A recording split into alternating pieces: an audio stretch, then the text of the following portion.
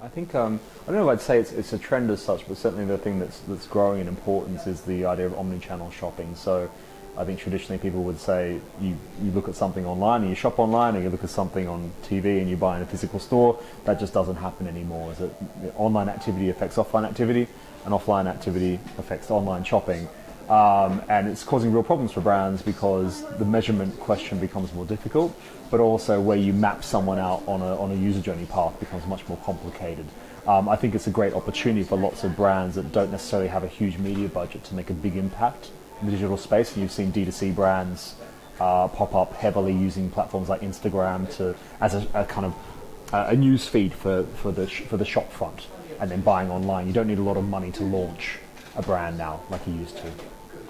One of the biggest trends we've identified when it comes to social shopping is the use of first-party data and bringing in lists of customers as a seed for targeting across the different platforms. By taking the information that you have, ideally consent-based, and using that, you can do blunt retargeting and getting people to either buy from you again or buy new products, or you can use that for lookalike modeling and be able to identify additional customers who have the same profile as your current customers and begin to message to them and advertise to them in a way that hopefully turns them into customers. Yeah, so one of the biggest things that we're seeing as a company is a real shift away from e-commerce. You know, brands that have traditionally focused on desktop and driving purchase through desktop to mobile commerce. You know, on a Snapchat, we're 100% mobile platform, and the audience that we have is an interesting audience that are, you know, changing patterns of purchase throughout the world. And that shift to m-commerce has really been seen with that in mind. A lot of direct-to-consumer brands that are coming out and really challenging high street brands and more traditional brands you would know of are using Snapchat as a way to reach this new mobile generation of Gen Z and millennials who are used to making a purchase on mobile. And the way they're succeeding through that is just making it as easy as possible. I can see the products that I'm going to purchase once, and they've got a creative that is reaches me and kind of pushes me to action, and it's really easy for me to make a purchase through mobile with that in mind. So it's definitely a trend we're seeing. I think the one bit of advice I always give to brands is just think about the consumer and actually how they buy your product. You know, it's not just a question of just sticking an ad up on a website or a TV ad and then just pushing them to buy in store.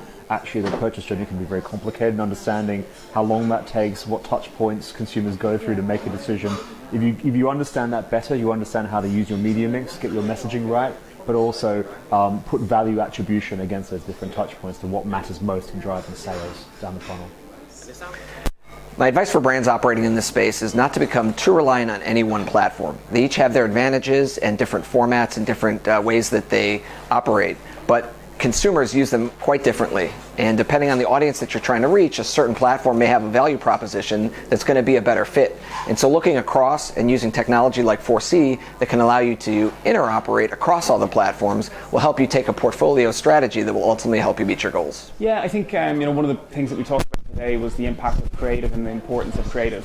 So like we would have talked about in the past, that social advertising is all about reaching the right person at the right time with the right content. I think the contextual layer is really important with that in mind. So the targeting and all these different types of things, and having that contextual layer being reflective in the creative, I think is really important. So I think media agencies still have a long way to go as well, but I think creative agencies still have a much longer journey than us. They're still being very focused on making great brand executions, great storytelling, but haven't quite linked that through to the transaction side of things. There are creative agencies doing that a lot better, who understand the importance of platforms, of audiences, and of user journey mapping in the process. But I think until they get their head around creating different types of messaging for those different touch points, I think we're still going to struggle to really get this idea of omni-channel shopping right.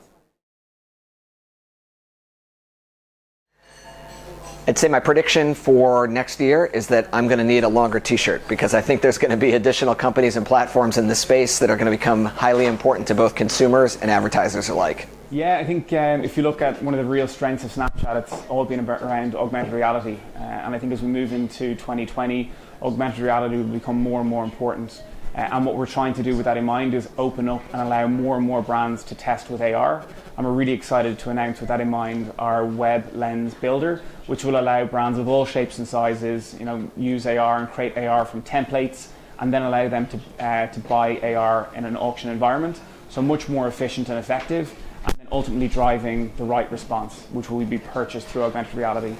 So definitely in 2020, looking at augmented reality, moving away from a true brand play and into that performance landscape and driving purchase and lower funnel conversion as well.